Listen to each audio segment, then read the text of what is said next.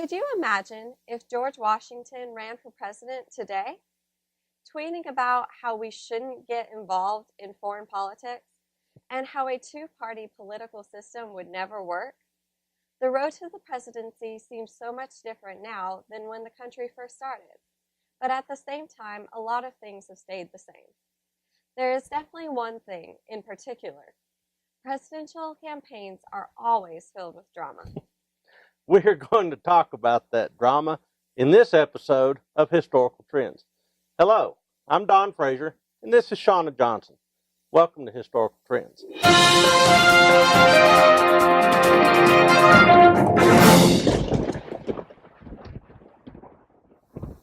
The very first presidential election was in 1789. So what was the presidential election like back then? Well, they were certainly different than now. Or were they? Well, back then, the runner-up in the election became the vice president. Can you imagine if this was still the case today? After all the debating and slandering with your opponent, you were expected to work right alongside them and trust them as your vice president. So Hillary Clinton would be vice president? Yes, I would love to see the Twitter feed on that. This all changed in 1804 when Thomas Jefferson became the president and the 12th Amendment was ratified. There were other differences too. At first, nearly every state only allowed white males of 25 years of age or older who owned property to vote. In 1856, this changed to allow all white males over the age of 25 to vote regardless of property. But it wasn't until 1920, 131 years after the first election, that women could vote. Well, African Americans could vote after the Civil War. However, there was a lot of voter intimidation that kept them from turning out. Even 18-year-olds couldn't vote until 1971. At that time, we were actually sending these young men off to war in Vietnam, but they couldn't even vote about their own destiny. There were other milestones. It wasn't until the 1920s that an election was broadcasted across the radio. And it wasn't until 1960 that a presidential campaign debate was aired on TV. That was the Kennedy versus Nixon debate. Yes. So it took our country 171 years to have a presidential election available for the entire public to watch and be a part of. But now, in only 57 years since that first televised debate and elections, social media has completely changed the face of the presidential election. That's for sure. So has our presidential elections really changed that much? Or is it just our view of the election campaigns through social media that has changed? Great question, Shauna. Let's talk more about that after this break.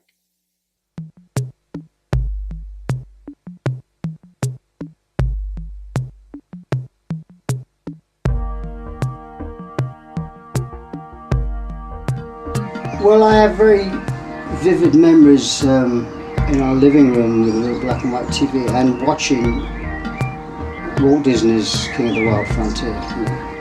And then, of course, John Wayne in '60. That film just blew me away, the music. I saw the movie pretty much as I could.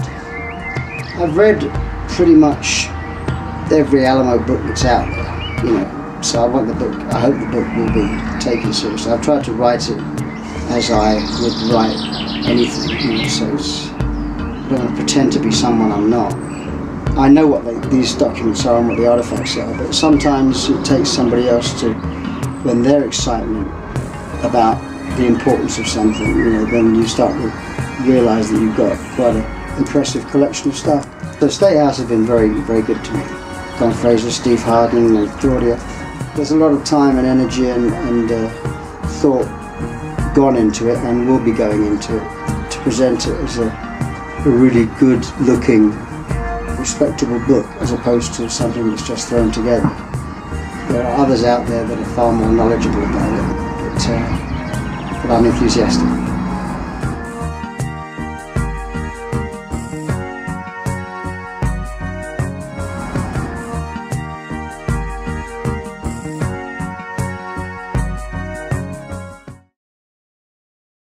We are back, and I'm visiting with Shauna Johnson, a McMurry University freshman from Artesia, New Mexico.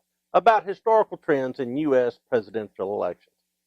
Well, when it comes time to actually cast your vote for the next president, what seems to be the big storm on social media? In 2016, it seemed to be voter fraud. After all the ballots have been tallied, it seemed like there's always a big scandal involving alleged voting fraud. People have stolen a deceased person's identity, cast fake ballots, and much more. It's always blown up into a big deal. People get upset about the outcome and demand a recount and endless investigations. How long would you think voter fraud has been a problem? 10 years, 20 years, maybe even 50? Many of you may be surprised that the first documented account of this was during the very first election. In the very first election of 1789, George Washington was running against John Adams, John Jay, and John Hancock. A lot of Johns. Yes. Okay.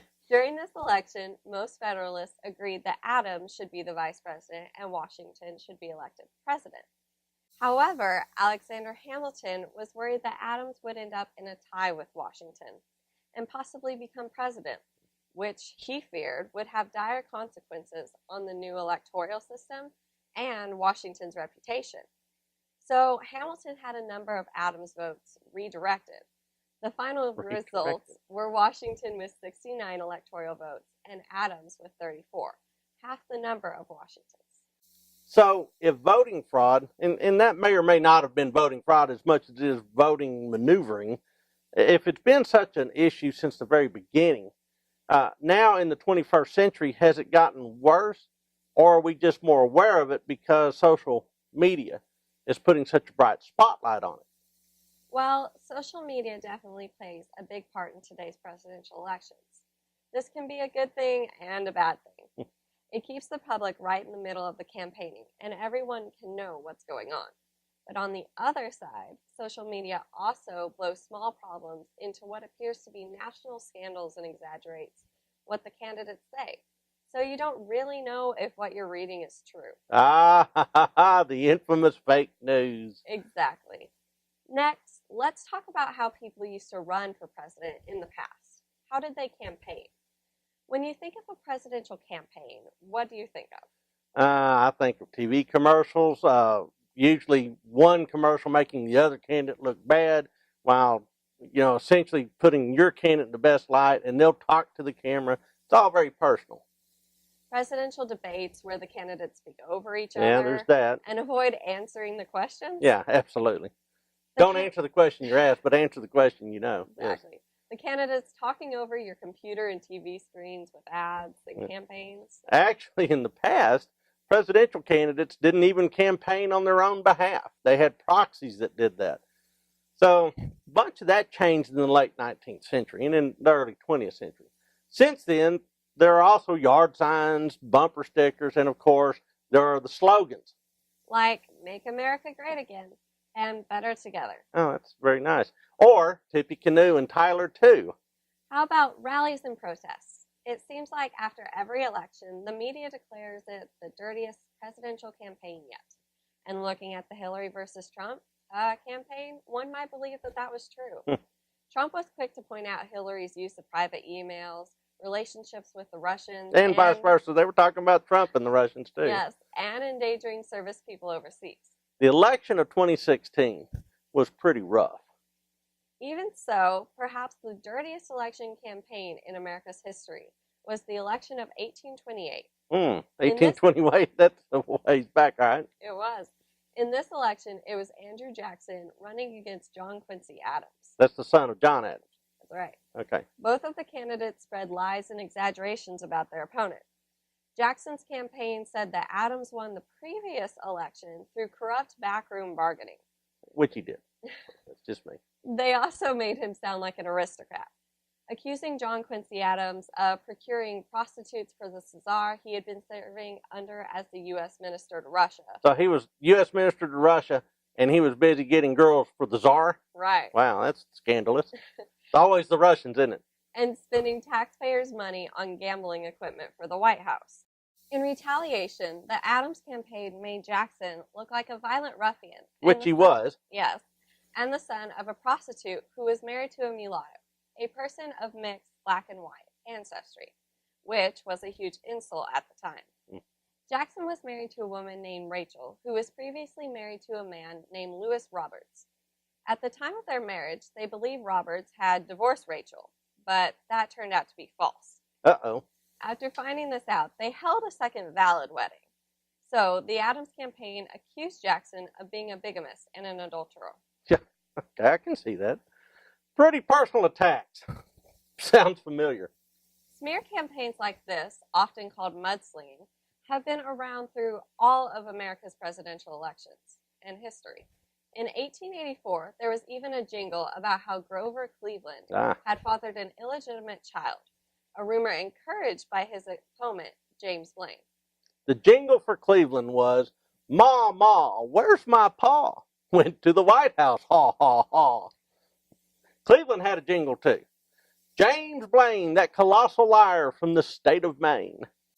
So, seeing that brutal campaigning was present as far back as 1828, why does it seem like every presidential election becomes worse and worse? It may be because of the media, which takes the information given to them and twists it to become an interesting story that will get their newspaper, channel, and website more viewers than their opponents. Sounds like full contact politics is one of this nation's favorite pastimes. Very interesting, Shauna. We have a special guest appearing in the next segment. He's a pretty famous political analyst who will discuss this further. McMurry University, founded in 1923 as a United Methodist institution, is a student-centered community that empowers its graduates to lead lives of meaning through scholarship, leadership, and service.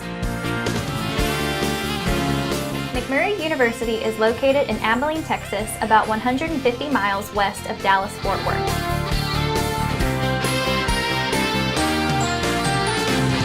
McMurry University has over 10,000 alumni living all over the United States, as well as in 11 different countries.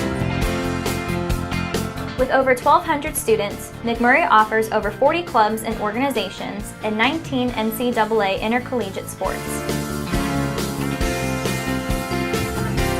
McMurry University offers over 45 academic majors, including 10 pre-professional programs with a 13-to-1 student-to-faculty ratio. The 52-acre campus located in the heart of Abilene offers opportunities to explore the beautiful West Texas area.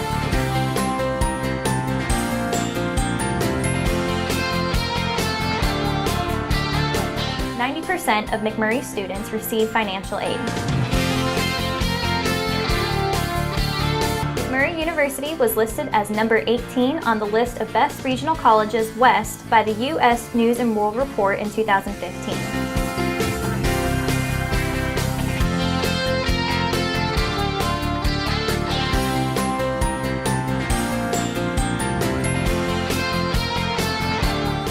Information, visit admissions.mcm.edu or call 325-793-4700. We are back. Joining me for this segment is Dr. Paul Fabrizio, Professor of Political Sciences at McMurry University and host of the highly regarded radio program, The Professors. Welcome, Dr. Fabrizio. It's good to be here. There is so much to talk about, but many of our viewers, I bet they want to know about the last election. Despite all the polling and surveys saying otherwise, Donald Trump won the election. Why do you think this happened? The polling actually in the last election, the national polling, was actually correct. The polls predicted that Hillary Clinton would win, and she won the popular vote. Okay. And it was actually, if you look at the polls, the most accurate polling ever done in American history. Wow. But at the state level, in a couple of states in the Midwest, the polling was inaccurate. Okay. And it was inaccurate because it missed small groups of people. Basically, it missed people who had voted for President Obama in previous elections, but this time it didn't survey them, or those people lied when they were surveyed. So we're talking about very, very few people that were missed by the polls at the statewide level. And that's why everybody thought Hillary Clinton was going to win, but in fact she lost. Wow. Well, that's very interesting. So our next question is, should there be more or less prerequisites to run for president? That's a really interesting question. But what would those prerequisites be? Military service? Government service? Those are possibilities. But should we ask IQ tests? Should we have physical exams? Should we have mental exams? What would be those criteria? And who should figure that out? People have been arguing about this for a long, long time.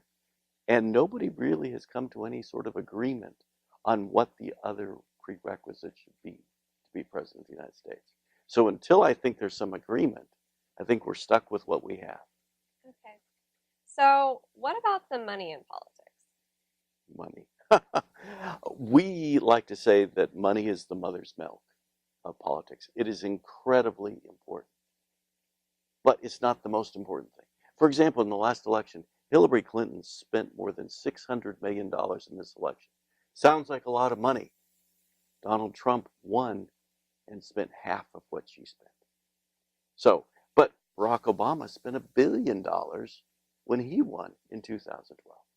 So, just having money doesn't guarantee that you're going to win.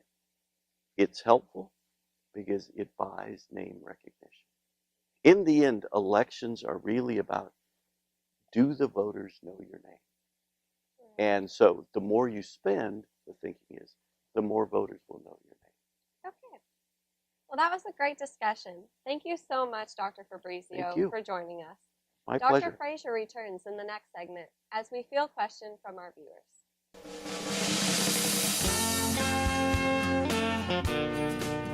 Welcome to the Texas frontier. Cowboys, Indians, pioneer families, and hopeful and hardy people of all stripes once sought new beginnings as they travel the route you are now driving. Before the days of blacktop and interstates, this path served as the immigrant's trail through the Southwest. It offered stops for supplies and fellowship, forts that offered protection from Indians, and more than a few colorful characters. More importantly, it promised to lead to a land of opportunity for those who were willing to work hard and endure countless hardships. It took a special kind of person to make a life in these parts.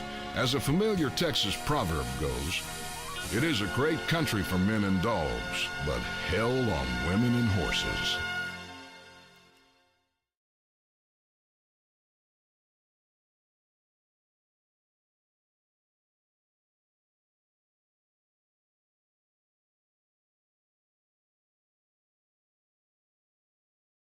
We're back, and there's a new person in the chair. I love Paul Fabrizio. He knows so much about presidential elections. Well, speaking of presidential elections, what questions do we have that have come to us from across our social media feeds? Well, our first question comes from Claudia Frigo on Facebook. Now, she appears frequently in our social media feeds. Yes. And she has asked why the United States successfully transitioned the office of the presidency for 220 years. Huh. Has there been a time when it was not a successful transition? So why don't you field this one? Every transition from one president to the next is a little bumpy. When a new president is elected, they must quickly put together who will serve with them in their administration. One example of this was when Clinton was elected in 1992. On Christmas Eve, when the new president is supposed to announce their cabinet, he still had not announced his choice for chief law enforcement officer. It took Clinton 3 tries to find someone who would fill this spot. No, it's kind of going on now with the Trump administration, or it has anyway. But, you think about rough transitions.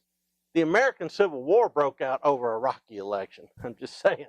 Reconstruction in the South ended because of voter fraud, dooming African Americans to a century of segregation and Jim Crow law. The election of 1800 was not a picnic either. No. So, how realistic do you think ABC's show Designated Survivor is? The Designated Survivor shows up on my cable guide. I have no idea. I don't watch that show. Well, first, let's talk about what Designated Survivor is. If a president was to die or become ill, there is an established succession order that goes the vice president, Okay. secretary of state, secretary of treasury, and so on. In the show Designated Survivor, the main character, Tom Kirkman, who is number 13 on the succession list, suddenly gets thrown into office when the president and cabinet members above him are all killed in an attack. I myself have not watched, but I must say it sounds a little unrealistic that the president and 12 members of the cabinet would all be together and then killed, unless is a result of something like a nuclear strike. So, our next question is, can anyone be elected president? Well, theoretically, yes. But there are some constitutional requirements. There are 3 requirements in the Constitution to be elected the president. You must be at least 35 years of age, Okay. a resident of the United States for at least 14 years, and a natural-born citizen. All right, so you're only a resident of the United States for 14 years, but you're also required to be a natural-born resident. That's right. All right, so that brings up the question, what exactly is a natural-born citizen? That's a great question. In the most common sense, it is someone who was a U.S. citizen at birth, Okay. with no need to go through a naturalization process at some time later. Okay. The Supreme Court has also recognized that the original meaning of the phrase natural-born citizen includes persons born abroad who were citizens from birth. Our final question comes from Twitter. And essentially it asks, is there any particular pattern that seems to emerge from winning presidential candidates, campaigns that are successful? What are the patterns? What do they do right? Well, why don't we let you answer that one? Okay. Mostly it's sort of like what Dr. Fabrizio said. You know, you've got to get your name out there, and you have to do something that resonates and hooks those voters. Something about you has to connect. And frankly, I think that may have been a problem with in the last campaign, is that we had somebody who was going out of his way to connect. Yes. And his opponent was kind of going out of her way to only connect with a particular slice, betting that that slice was large enough to get her elected. I noticed that, you know, there were several watershed events in that campaign that stand out, like when she said, well, all of my supporters are great folks, and everybody else is in a basket of deplorables. And I'm thinking, I don't think I'd have said that if I were you. And Probably so, not. yeah, I think that she probably regrets that now, although I don't think she'd ever admit it. All right. So that said, you know, there's been times when that common touch has really come into play. You know, we talked a little bit about Andrew Jackson. One of the things that people don't realize about Andrew Jackson was that if you were looking for a good tug on the whiskey jug, you would go to one of his campaign rallies. And when he was elected, the inauguration party was held at the White House. They had a kegger at the White House. So it got so out of hand that he and his family had to escape out a back door and just essentially let the party run its course for a couple of days before he came back to the presidential mansion. Really? Yeah. Wow. You know, there's other times, you've heard the phrase, let's keep the ball rolling. Sure. Well, that comes from, in part, people that actually ran great big balls. I mean, big rolling balls with an axle through it, and they'd push it through town, and on it would be political slogans. And so that was essentially a way of seeing the campaign roll through your town. Wow. Other presidential candidates went by with on whistle stop tours, essentially giving political addresses from the back of the train. Of course, after it stopped in the station, not as you're, hello, Right. vote for me. No, nothing like that. Actually, Right. you know, stopping and, you know, having a crowd gather. But essentially, it's that common touch. Americans, for all of our idiosyncrasies, we like folks that seem like us. Right. And when they seem a little out of our reach, I think a lot of times we're reluctant to give them our support. All right. Great. That's all the time we have. I'm Don Frazier. And I'm Shauna Johnson. This has been Historical Trends. Thanks for watching.